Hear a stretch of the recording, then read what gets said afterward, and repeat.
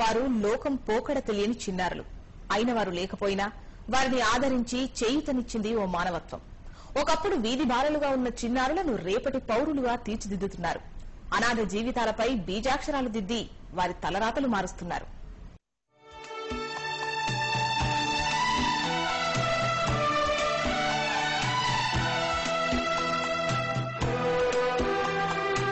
మమతల కోవెలలో దైవం పేరు మానవత్వం అయితే అక్కడకు చేరిన ప్రతి పుష్పం భగవత్ ప్రసాదమే అవుతుంది.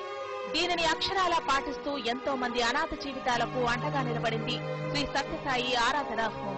విశాఖ శివార్లలోని సర్వ గ్రామంలో ఉన్న ఈ హోం అనాథ జీవితాలకు తోడు నీడగా నిలబడింది. 3 ఏళ్ల క్రితం 5 చిన్నారులతో ప్రారంభమైన ఈ హోం ఇప్పుడు 22 మందికి ఆశ్రయం కల్పిస్తోంది. ఇందులో ఉన్న బాలలంతా ఒకప్పుడు వీధి బాలలు. హెచ్ఐవి పాజిటివ్ తో జీవిస్తున్న వారి సంతతి నా అన్నవాళ్లు లేక ఆదరించేవారు కరువవడంతో దిక్కులేని వారిగా ఉన్న వీరిని రేపటి పౌరులుగా తీర్చిదిద్దేందుకు ముందడుగు వేసింది శ్రీ సత్యసాయి ఆరాధన హోం.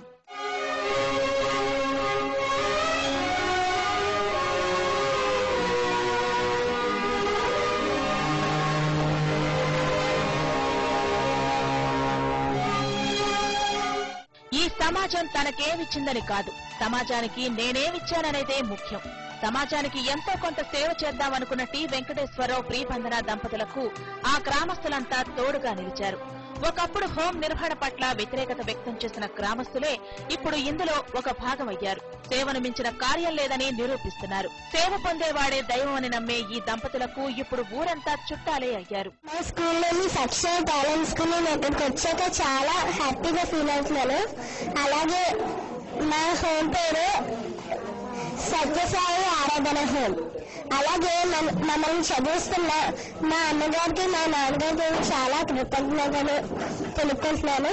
మా హోం పేరు శ్రీ సత్యసాయి ఆరాధన చిల్డ్రన్ హోం. నాకు ఇక్కడికి వచ్చాక అమ్మ నాన్న లోటు లేదు, నేను బాగా చదువుకుంటున్నాను. ఇక్కడ బాగా చదువుకొని ఉద్యోగం చేసి బాగా పైకి వస్తాను. వారికి నచ్చిన ఆటలు, మానసిక శారీరక ఆరోగ్యానికి యోగాలో శిక్షణ, దైవ ప్రార్థన, అన్నిటికంటే ముఖ్యంగా క్రమం తప్పకుండా స్కూలుకు వెళ్లటం, ఇలా ప్రతి అంశంలోనూ చిన్నారులను తీర్చిదిద్దుతున్నారు ఆరాధన హోం నిర్వాహకులు. 22 మంది పిల్లలు కూడా వాళ్ళు అనాథలు కాదు అనేటువంటి భావన కల్పించేలాగా వాళ్ళని తీర్చిదిద్దుతున్నాము. వాళ్ళకి పర్మనెంట్ గా ఉండాలని చెప్పేసి ఒకటి నూతనంగా ఒక భవనం నిర్మించాలనే ఉద్దేశంతో ప్రారంభించాం. తమకెవరూ లేరనే బాధను ఆ చిన్నారుల దరి చేరనీయకపోవడంతో నిర్వాహకులే మా తల్లి తండ్రి అంటారు ఆ చిన్నారులు. ఇక పిల్లలందరూ పెద్దయ్యాక మంచి చదువులు చదివి మరింత మందికి ఉపయోగపడాలన్నదే తమ ఆకాంక్షని టీవీరావు దంపతులు అంటున్నారు. వీళ్ళకి సేవ చేస్తుండగా ఉన్న హ్యాపీనెస్ ఏంటంటే చాలా విలువైందన్న. అది సాటిస్ఫాక్షన్ నోటితో చెప్పిన అసలు మాటల్లో రాదు. అది ఫీల్ అయితే గానీ చెప్పలేము.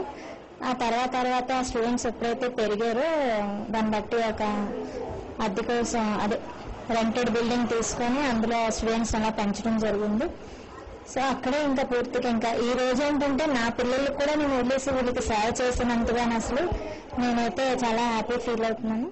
వీళ్ళందరికీ ఒక స్కూల్ అంటూ మన ఆధ్వర్యంలో నడుపుతున్నాం కాబట్టి వీళ్ళందరినీ కూడా అక్కడ ఇంగ్లీష్ మీడియం ఎడ్యుకేషన్ అందించవచ్చు కదా అని చెప్పి ఆలోచన వచ్చింది.